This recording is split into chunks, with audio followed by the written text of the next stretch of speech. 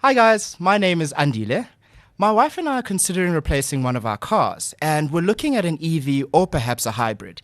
Now, having a second car that's cheaper to run definitely makes sense to us. However, we've got some concerns. For example, charging at home as well as when I'm on the road, where are those charging ports? The battery life, as well as the replacement cost of that actual battery. And servicing, what am I in for from that perspective, as well as insurance? Welcome to today's episode. With the shift towards sustainability and the rising costs of traditional fuels, opting for an electric vehicle or hybrid vehicle is not just about being eco-friendly, it's also about making a smart financial decision in the long run. Welcome to Everything Counts. In this bi-weekly podcast series, we're frank about money and the particular discussions we should all be having: how to save it, how to spend it, how to grow it, its pitfalls, and how to make it work for us. On Everything Counts, we'll share the information you need to get your financial ducks in a row. Hello, my name is Motheo Khoaripe, host of Everything Counts. Joining me to answer Andile's question is Winstone Jordaan of Grid Cars, Ndia Magadagela from Everlectric, Gresham Pillay from Volvo Cars South Africa, and Jenni Verschoor from Investec Sustainable Solutions. Welcome to you all to this podcast. Thank you. Thanks for having us. Thank you. So Andile is ready to buy another vehicle, right? And wants to go the new energy route. There are a lot of things he still needs to consider. And as with any sizable investment, it's good to do your research and have all the facts before you buy. Now, let's kick things off by answering the first question. What are new energy vehicles? Now, Jenni, I'd like you to jump in here. Could you give us an overview of a new energy vehicle and where we currently are as South Africa in terms of this market? Thanks, Motheo. There has been a lot of growth within the electric vehicle industry, specifically in the European market we've seen, as well as the Chinese market, but also coming into the South African market. And where we've grown from a traditional hybrid, petrol hybrid vehicle, which was focused primarily on the eco-friendly consumer, we're now getting to a point where we've got a vehicle that's focused on everybody. There's an option for anybody. And we're starting to see a lot of this coming into South Africa in recent times, where international manufacturers are bringing in new vehicles to focus on a range of consumers. So anyone from the young professional who might be looking for a small runaround hatchback, all the way to the CEO, to the executive who wants to drive a flashy sports car. The electric vehicle has become particularly desirable. It's a fun car, it's fun to drive, and it's not just for the eco-friendly consumer, even though it does have the benefit of being environmentally friendly. Within that range, you've also got your bakkie for your weekends away. You've got your SUV for the family car. So if Andile, depending on what he's looking for in his second vehicle, there's a lot of available options out there for him. And as the technology continues to develop, because we're always getting new technologies in place, the batteries are becoming more technologically advanced as well as cheaper. So hopefully the prices will continue to come down and it'll become more of an available car for everybody. And as long as the South African government continues to focus on reducing taxes, reducing import taxes on these vehicles, I think there's a lot of growth opportunity in South Africa for the electric vehicle market. Thank you, Jenni. Let's now get into the types of energy vehicles available. And Gresham, I'd like you to jump in here. Could you explain each type along with their benefits and drawbacks in terms of electric vehicles? Some people will call themselves engine heads and they'll have all the facts. But when it comes to new energy vehicles, there's some information we should be looking at. Sure, absolutely. There are primarily three types of new energy vehicles available on the market. You have your fully electric vehicles, which we call EVs. These run solely on electricity and have lower running costs, but can have higher upfront costs and limited range depending on the model. We have seen an upside in South Africa with a lot more adoption for EVs, and I think that will continue to grow in the near future. Then we've got your hybrid electric vehicles, which is commonly a petrol engine with an electric motor, small electric motor, which really provides a bit of a flexibility in terms of fuel choice, but can have higher maintenance costs due to the complexity of, you still have a lot of moving mechanical parts involved in it. And then you've got the plug-in hybrids, which I think is a real bridging gap for consumers wanting to move into electric vehicles, but are still not 100% sure in terms of that transition. And the benefits of plug-in hybrids is basically that you could run on electric for shorter distances and still have the petrol engine for your long distance trip. So it's the best of both worlds. And if I can give you an example, we've had a client who's literally done his daily commute after taking delivery of his vehicle and filled his first tank of fuel after 4,800 kilometers. So it does show that there is a lot of benefits to these sort of vehicles on the market. Yeah, I think to just add to what Gresham was saying about the costs, especially of the electric vehicles, the full electric vehicles themselves, if you listen to the example that he makes about traveling 4,800 kilometers without having to fill up, it shows you that actually if you look at a total cost of ownership of running an electric vehicle, so we've said that upfront costs are high, but if you think about the running costs of these electric vehicles, they are very low. I'm sure Andile is worried about the upfront cost of it, but if he should consider the whole investment, he'll see that it is quite a saving. Winston, have you seen any shocked clients who are moving from combustion engines to electric cars that would have come in with a misconception, but once they get into the driving seat, it's a completely different experience? What I have seen is I've seen a lot of people that have purchased hybrids that then afterwards look and say, should have gone fully electric. So we definitely see that as a trend. Yes, there have been one or two people that I've seen that have bought an EV and then gone back to buying a fossil fuel vehicle. But by far, people that buy electric vehicles are 100% committed. Something Andile must really be aware of is don't believe anybody who says to you, oh, it's the same as just driving a petrol car. You wouldn't notice the difference. You really must notice the difference. It's actually important to know that an electric vehicle is an electric vehicle. You drive it differently. But the idea is that you must understand the differences. And when you understand those differences, electric cars are phenomenal vehicles to drive. You do have to make some trade-offs. You're going to look and say, yeah, it takes a bit longer to charge. But if you make peace with that, it actually works. It really does. Taking an hour or 40 minutes to charge when you're driving down to Cape Town, that relaxation makes a difference to the drive. It changes everything. That is only applicable in long distances. Once you get down to the shorter distances and you're driving within your town, you'll never notice it. I always say the beautiful thing about an electric car for me is I wake up every morning, my car is full.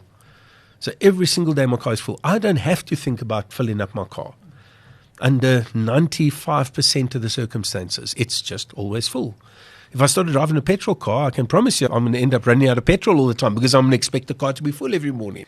I think, Winston, you hit the nail on the head. And I think one of the other things that Andile should be mindful of when we're making his decision is what is his needs as a consumer. And I think that would then lead him to which vehicle suits his requirements. But for somebody who's lived with an EV for 3 years, I can tell you it's the same thing. It's having that discipline and education in terms of knowing when to charge, how to charge. And I charge once a week. So Winston's 100% every day. I get to a charging station, I'm on 12%. And that's just a confidence that you get over time as you become more familiar with the vehicles and how they work and how they operate. It's just that technology, it evolves all the time. You learn how to work with it and it becomes part of your life. And it just becomes easy. There's always been that fear around the charging stations. Can you allay those fears in terms of being able to get to one often enough? Are there enough out there? Absolutely. Firstly, are there enough out there? There's never going to be enough. Forget it. We're always going to be chasing this thing. So that let's get that on the table. Is it enough for the vehicles on the road? Absolutely. Are you going to end up queuing at chargers? Well, we hope so because it means that the numbers are going up, but it's not really happening. I think we calculated last year there were 1,500 people that drove from Johannesburg to Cape Town using the highway. It was the charging highway. And when we look at numbers of times that people actually ended up together at the charge point, over and above the fact that they became best of friends and now they're all over Facebook every time they get together at a charger, there's probably been, I'm going to say 5 or 6 times where somebody's arrived at a charge and there's somebody else ahead of them. Over time, that will change. We are going to get to the point where you're going to end up queuing a little bit and we're going to have to start to expand that infrastructure. But that's an opportunity for us to look and see this is where we need to expand. So now we must expand here. So it's about monitoring that market and expanding that network as it's needed. So there's going to be a lot of opportunities to grow infrastructure. And as more and more people start driving electric, they'll put down more and more chargers, they'll expand that infrastructure to grow with it. So I don't think you ever have to fear that. And if you're going on a route that that doesn't have chargers, then let us know. We've had one driver that keeps calling us and saying to us, I drive this route and I need a charger on this route more. And we're now making an effort to put 2 chargers on that route, specifically for one driver. But we know if he's one driver, there's others. And as that goes, more and more people will come. He's just the noisy one. The informative one. So the nervousness is really about the urban areas. So Andile is probably thinking, I've seen chargers around Joburg or Cape Town or Durban. The issue is always people ask, but what if I'm going to Limpopo, for instance? So I thought I should share my stories about the long distance drives. I have driven to Loadshedding, Makado many times in an electric vehicle. And there is a little bit of planning that you need to do. Now you need to know, I'm going to stop in Polokwane to fill up because just to charge my vehicle. With the petrol I would have anyway. And this time I sit in a restaurant and I eat for an hour while I'm waiting for the vehicle to charge. So that whole experience that Winston was talking about is actually what I'm experiencing now, actually seeing the places, sitting there and actually enjoying the places. So the whole range anxiety, yes, people have it, but we are seeing that there is a charger for everyone who drives an electric vehicle right now. So for someone like Andile, who is going to keep his regular car, but go alternative in terms of the second family car, I imagine he's looking to make some savings and also a little bit on the running costs. How does he get the most out of his purchase? Particularly looking at the daily commute, which we've already spoken about, versus the longer distance drives. Just getting into the details there, Gresham. Yeah, I think he can absolutely maximize the benefits. And if you look at short distance driving, there's a couple of criteria that could help him in terms of maximizing the amount of range he has and how often he charges. And that's got nothing to do with the battery. It's more about preserving, getting into the rhythm of actually saying, listen, how far can I drive? Because if you think of your daily commutes, electric vehicles have what they call regenerative braking. So every time you brake your vehicle, you're actually charging your car, which you don't get in conventional petrol cars today. So the likelihood that Andile would be stopping to charge his car every day is he can. It's a convenience because he probably will have a wall box at home, so it's a nice to have. But it's not like he'll need to do it. There's 3 factors that influence range. I think you get the most out of an electric vehicle in an urban environment, as was mentioned, and that's because at lower speeds you get a more higher range in an EV or electric vehicle, for that matter. Climate as well. With the technology in the cars, it's pre-climatizing your cabin before you get in the vehicle, which then allows you to use less of your battery, which you have available for your daily commutes. And the third thing I think is, we all know electric vehicles are fun to drive. When you jump in, it's like driving a go-kart, a Formula One car with the speed, but speed reduces your range. And I think, again, we mentioned it's the education about how do you get into a rhythm of where you find the best that meets your requirements. The other thing is a lot of the vehicles today have what they call a range optimizer, which really trains you in terms of how to best utilize the factors in the vehicle to get the optimum range in your car. Yeah.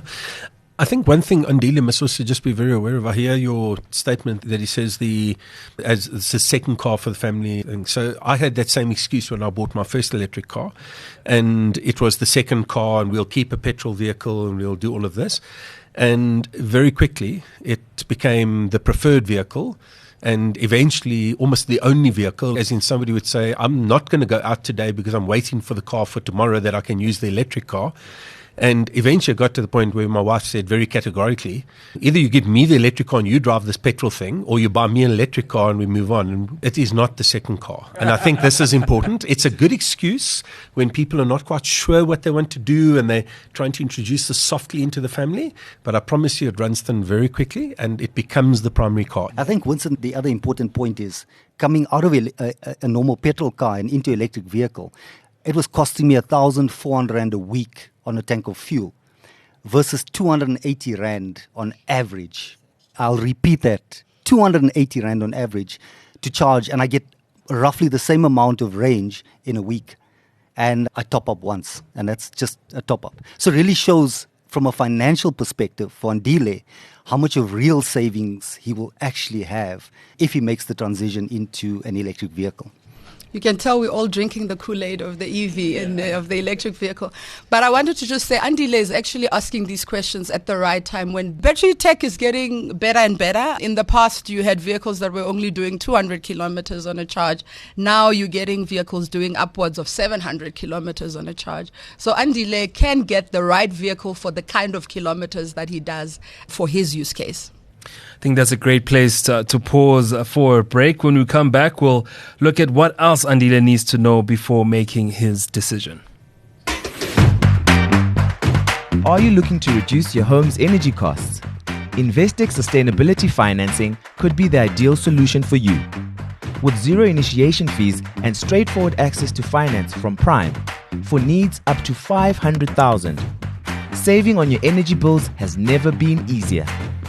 For larger installations, Investec offers tailored financing options designed to meet your specific needs. Find out more by searching for Sustainable Solutions on investec.com. Welcome back to Everything Counts. We're, of course, talking about new energy vehicles. Now, when buying any car, right, the maintenance, insurance, and running costs, as well as the longevity, all play a role in making your decision. I'd like us to go into those frequently asked questions by people who are interested in investing in new energy vehicles.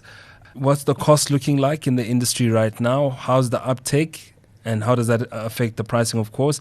But also the insurance and what you should look out for in terms of running costs. Because with a normal combustion engine car, you're looking at your service and your service history. Does it work the same with new energy vehicles? I think that's an important question to pose, because I think getting Andile to buy into electric vehicles or new energy vehicles I think that's the easy part of it. It's getting him to understand the real savings when it comes to making the transition. And if we look at maintenance costs, take, for example, the service intervals on a new energy vehicle, fully electric vehicle, is every 2 years or 30,000 kilometers. Now, when we look at the vehicle, we don't have moving parts in the car. So what does the service actually entail? We're looking at a battery check, checking the health of your battery, literally checking your window wipers, which I think is great. We need to make sure that our wipers are always working, your aircon or pollen filter, and your brakes. So let's sum that up in terms of a cost. Most vehicles in South Africa come with a maintenance plan, which really gives a consumer peace of mind in any case for the first 3 to 5 years. But what happens after the 5 years for Andile? Well, Andile, that service could cost you roughly about 3,800 Rand. Now, we all know what the cost is of a service of a normal petrol car today. That's a significant saving.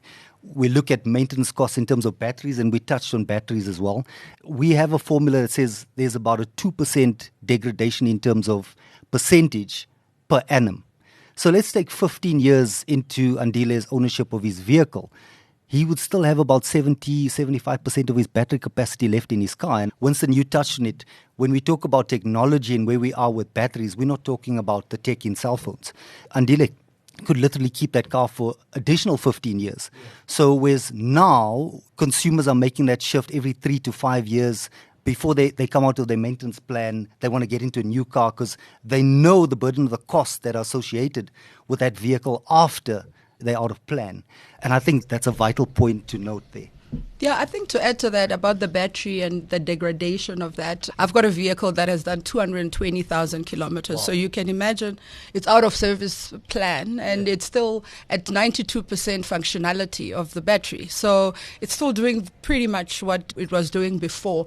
So people worry about whether the battery will go out before in a short while. But the truth is that maintenance plan, where they say it's 80,000 kilometers or whatever, is the low water mark. Yeah. The manufacturers of these vehicles put it there, but in actual fact, these vehicles are able to run for many years.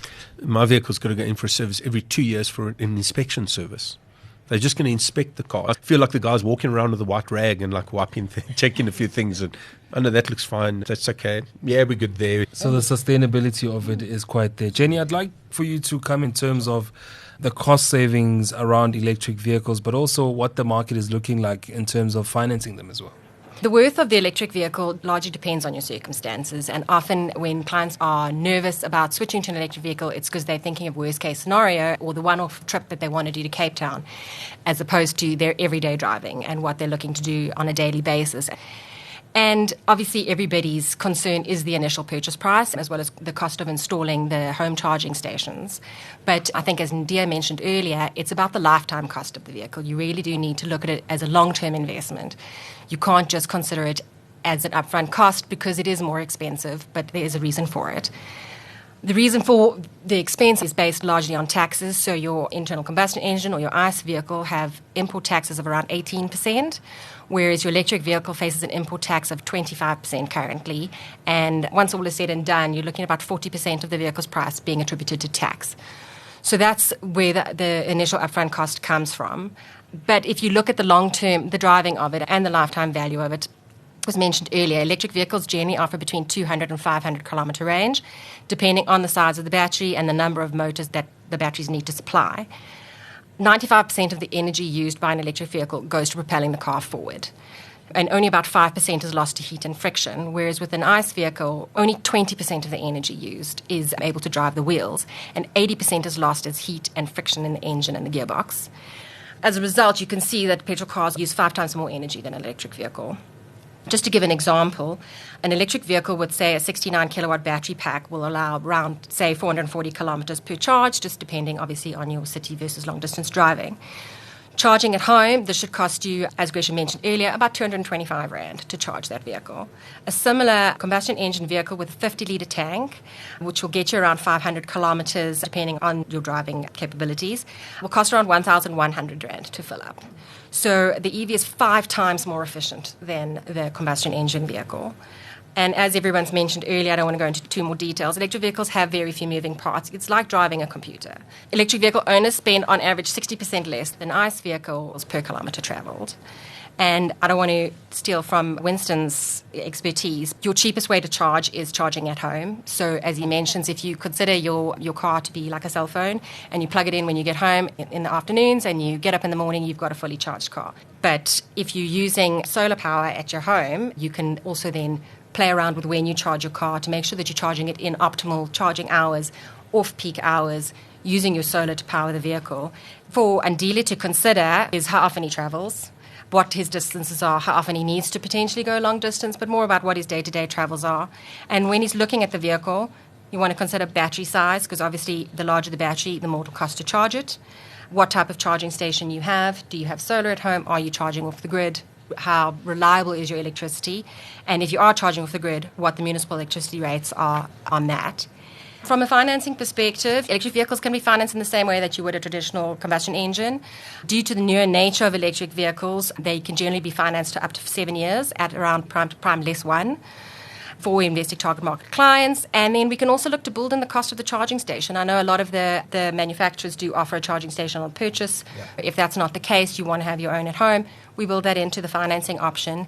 And we can also build in a solar solution at the same time. I think let's get into the charging station. We've mentioned it a few times. And not a lot of people with combustion engines can set up like a fuel station at their home, right? But this is almost the same for somebody who has a new energy vehicle. They have that option. You can do it in your sleep. So how much is the setup cost for that? And are there other hidden costs in terms of maintaining that particular station? Every single wall is a plug point for where we can charge from. So when people say, are there enough chargers? Yeah, there are probably about 400 million of them across South Africa, as long as you can find them and get your car next to it. Got one in the Kruger Park. I've got pictures of me parked in the very early days, parked right next to the place where at the filling stations where the petrol guys go and sit and have their tea, and I'm plugged in where his kettle is to charge the cars. But the idea is that charging home, absolutely optimal, and we could put a home charger in that could charge that same vehicle, not in 18 hours, but in 3. So it's absolutely feasible, okay? And that's running on your normal home power. The only difference is not plugged into the wall. It's actually connected straight, it's wired into your distribution board on that. In terms of cost, it's not nearly as insurmountable as a lot of people think it is. A home charger, probably around 12,000 Rand. Do you get a good home charger? So let's say a good smart home charger, because you can get cheaper ones that are not smart. And when we say not smart, it's important because it means that the chargers themselves are collaborating with the house. So we don't trip the house when you switch on the jacuzzi or something like that. So it's about working in a balanced way with the house and using the energy. So if you start demanding a lot of energy at the house and you've got a whole bunch of extra things on, the microwave and the kettle, then the charger will actually slow down to allow the house to use the power and not the charger. And the minute all of that usage has gone away, the charger would pick up again. And that's what we call a smart charger. Having smart chargers also means that we can track what's actually been built on that charger. So it's about getting the right technology. So as I said, 12,000 Rand for the hardware, another 3,000 to 5,000 Rand to install it, depending on what type of environment you're installing. And yeah, it's really well worth it.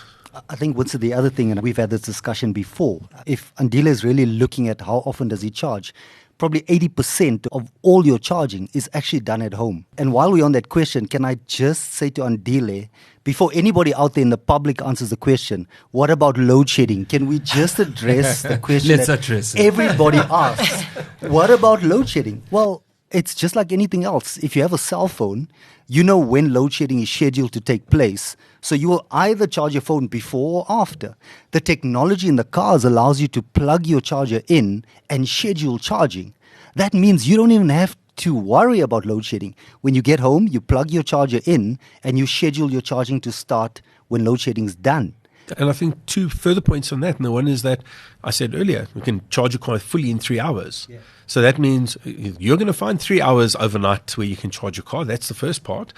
The second thing, and I think this is something people vastly don't understand, when it comes to load shedding at home, I can't pick up my house and move it to where the load shedding is not.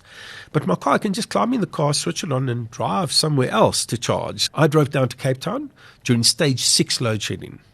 By my calculation, it created an extra hour and a half of charging for me. Okay, so there was one stop where I got to it. There was load shedding at the stop and they did not have generators. I waited half an hour for the power to come back on in order to start my charging. That added in half an hour. The other hour was actually, there was just another EV driver ahead of me on that particular trip. But stage 6 and really minimal impact in terms of the thing. So it really is not a problem at all. What's been the uptake then in terms of insurance? Because we're still in a very new market, and as insurers do and actuarial scientists do, they like to calculate the risk and what this will mean for their businesses. Is there cover for those that opt for new energy vehicles? I think more and more of the insurance companies are getting a good understanding of what EVs are about. One of the discussions we've seen coming out of those things is looking at understanding the insurability of second life of batteries and all of those things. So I think what we're going to see is we're going to see enhanced products coming out in the insurances, as well as in the finance. We've seen talking with banks like Investec Bank, we're actually looking and saying, well, if you are buying a car that is during the finance period, the vehicle might come to the battery warranty might expire. Maybe they should build in to do a battery replacement. It becomes part of that strategy. So I think it's... So the market adjusts then. The market is just going to adjust. adjust. These are opportunities for the market, and they're opportunities to leverage the financial instruments that we have at our disposal, be them insurance-wise or loan and service-wise. And those things will adjust to this new technology. We have, like I said, it's not the same as a petrol car, and we have to face that. The structure of how these deals will work will be different, but ultimately they'll all put you in a better position going forward long term.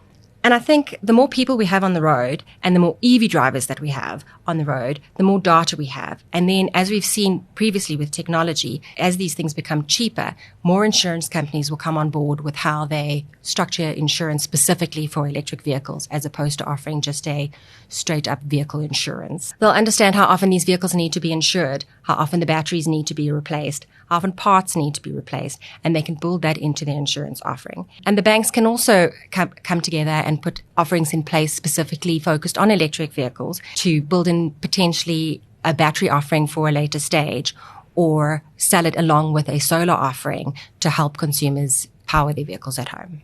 Yeah, and I think to Jenni's point, we are starting to see that coming through. If you had to ask for a quote 5 years ago when I had my first electric vehicle and compare it to now, insurance companies are really more open to it and they understand it better. They understand the theft profile of the vehicles and the batteries. They understand the destruction, how all of these things are now well understood. So it won't be strange to pick up the phone and request some insurance for a new energy vehicle that you've just bought. Not even. A colleague of mine recently bought a electric vehicle, fully electric, and he got his insurance online. He didn't even have to speak to a person. He went onto an app, he filled in the details. It was a drop-down option. He selected that, they quoted him. He got a bunch of quotes from different places. They were quite ranging. You find that with insurance companies. and insurance was approved online, and he's already claimed, and it was a easy, seamless process. Yeah. So it is available out there. It is just doing, obviously, your research, which you should be doing either way. Do it anyway. If I can give some support to the insurance industry through the podcast, and that is that the people who are looking to steal cars must please be careful, because when they plug the car in to charge it, we know what car that is. And we have a very clever trick. We just lock the plug in the car. They can't get it out. The car won't drive if the plug is still plugged in. Another reason for and we them make to buy one. So if they steal the car, when they plug the car in, we know it's stolen. We're just going to lock the plug in the car, call the cops, and the car's going to be stuck to the end of the cable by the time the cops arrive. So Nifty piece of information. Please, I've insurance had that companies, take note. Yes. Yeah. So just to wrap it all up now, where do you see the technology for new energy vehicles heading? I feel like the future is now. I mean, from the podcast that we've just had and the conversation, it seems like things are happening quite quickly. But I want to see some of the trends that you feel will be quite key in the next few years. I think Ndia already mentioned what we're already seeing is the increase in range, and I think that is one of the key questions that a lot of consumers have. We've just recently launched a vehicle 2 months ago, and you've got over 600 kilometers range.